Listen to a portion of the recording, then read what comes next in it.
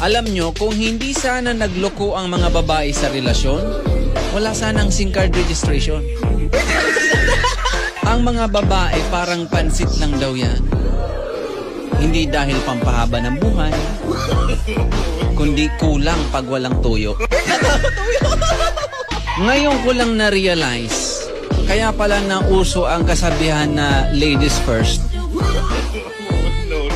Kasi mga babae naman talagang magaling sa umpisa. Ang mga babae matagal yan maligo, matagal kumain, matagal mag-ayos. Pero iso Santa Maria Elementary School, mabilison magduda. Ang mga babae daw parang wifi lang daw yan. Pagkasama mo, stay connected.